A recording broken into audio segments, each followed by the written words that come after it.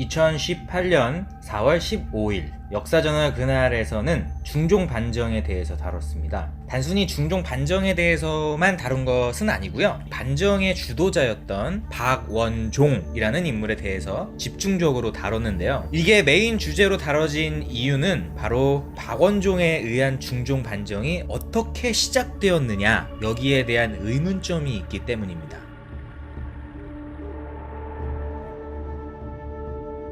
일반적으로 우리들한테는요, 중종 반정이라는 말보다는 연산군 폐위 사건, 이게 더 익숙한 용어로 다가오기도 하죠. 왜 그럴까요? 중종 반정이라는 것이 조선에 대한 애국심, 대의 이런 거에 의해서 일어난 것이 아니라 주도자인 박원종 개인의 복수심 또는 욕심에 의해서 일어났다라고 하는 의심을 가질 만한 몇 가지 근거가 존재하기 때문인데요. 그렇다면 박원종은 어떤 인물이기에 중종 반정을 주도하게 되었을까요? 우선 박원종이라는 인물에 대해서 좀 더 알아보겠습니다.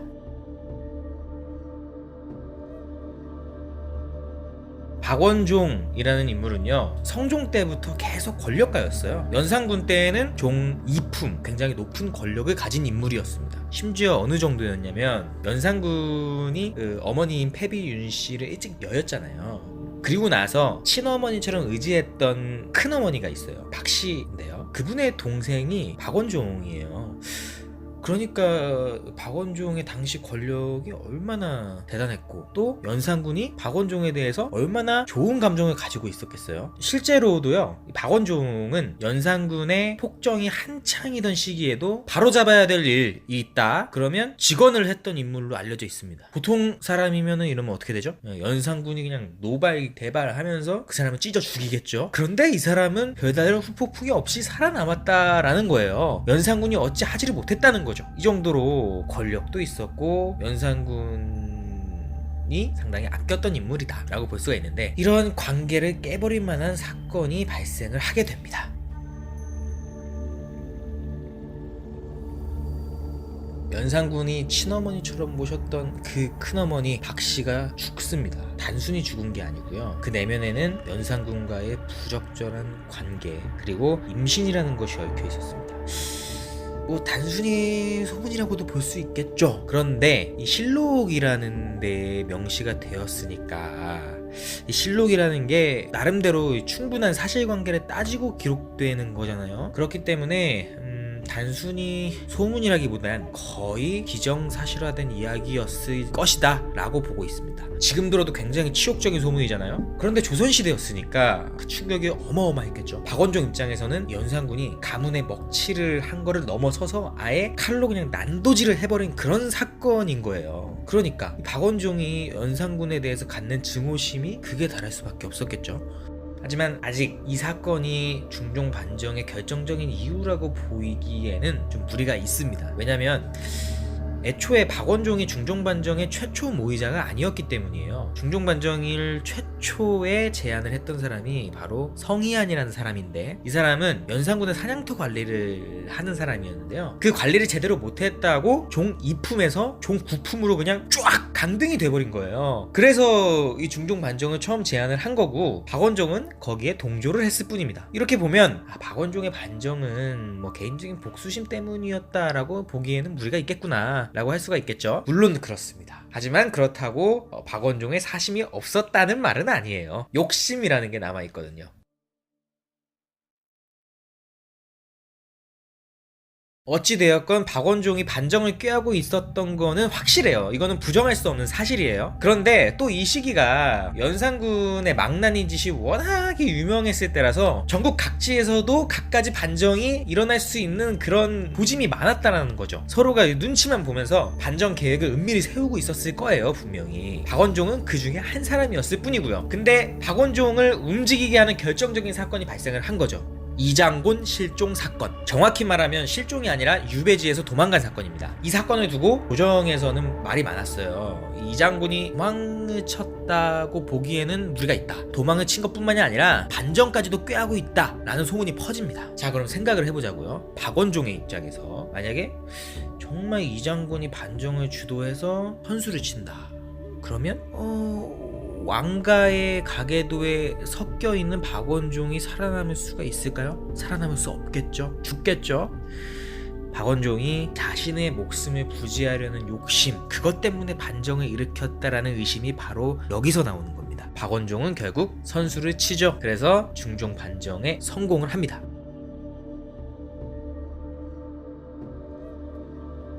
반정이라는 말이 바르게 되돌린다는 뜻입니다. 바르지 않은 상황을 바른 상태로 되돌린다는 뜻이겠죠. 복수심에 의했던 욕심에 의했던 박원종은 연산군 폐위에 성공을 했고, 역사는 이 사건을 반정이라고 명명을 했습니다. 실제로 초반에는 반정과 같은 상황이 펼쳐졌어요.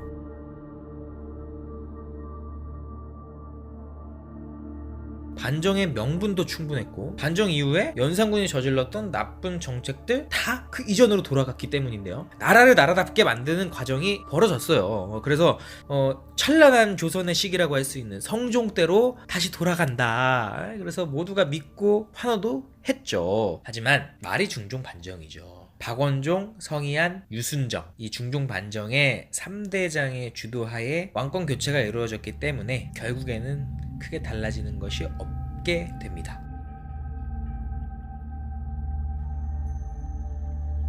대표적으로 중종 반정 전국공신의 수만 봐도 뭔가 이상한 게 느껴지는데, 태조 때 개국공신이 있잖아요. 나라를 바꿨던, 조선을 세웠던 개국공신이 55명이었어요. 그러면 중종 반정의 전국공신은 몇 명일까요? 좀 상식적으로 생각한다면 많으면 한 50명? 보통 한 30명 정도 되지 않을까라고 저는 생각을 했거든요. 근데 117명이래요. 심지어 그 중에 47명은요, 아까 얘기했던 중종 반정의 3대장, 그 사람들의 8촌 이내에 있는 가족관계래요. 대충 그려지시죠? 연산군이 워낙 망나니라서 골치가 아프니까 그냥 좀 부르기 쉬운 왕 앉혀놓고 우리 뱃속 좀 챙겨보자, 이런 상황이 된 거예요. 반정인 줄 알았더니, 이 당시에 공신에게 주어지는 혜택이 얼마나 컸냐면요, 여의도 절반에 해당하는 땅이 주어졌고요, 세금도 안 냈습니다. 그러면 어떻게 되겠어요? 이 공신이 늘어나면 자연스럽게 백성들이 농사지을 땅이 줄겠죠? 그리고 부담해야 될 세금은 늘어나겠죠? 이게 뭐예요? 연산군 떠나서 좋아했더니만 정작 백성들 살면 달라지는 게 하나도 없었던 거예요.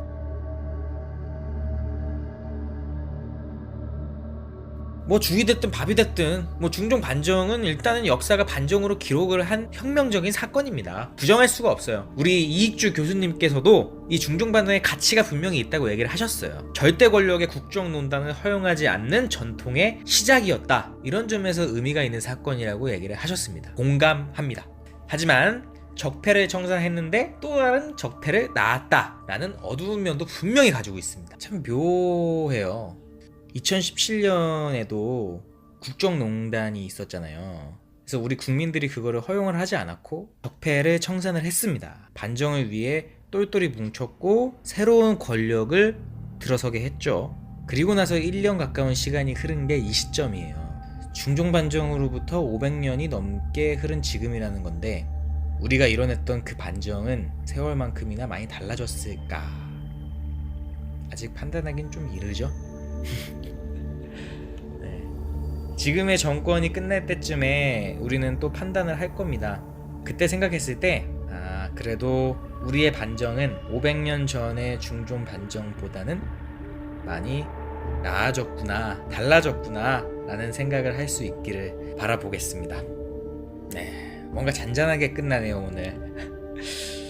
오늘의 주제, 어쨌든 중종 반정의 빛과 그림자에 대해서 이야기를 해보았고, 그 중심에 있었던 인물 박원종이라는 인물에 대해서 이야기를 해봤습니다. 중종 반정은 나름 유명한 사건이지만 박원종이라는 인물은 그렇게 사건에 비해서 유명해지지 않았으니까 한번 알아보는 게 좋을 것 같다라는 생각이 들었어요. 그래서 제가 리뷰를 하게 됐고, 많이 알아가는 그런 시간 가지셨기를 기대해 봅니다. 자, 그러면 또 다음 주에 재미있는 이야기로 찾아와야겠죠. 오늘도 여러분 수고 많으셨습니다.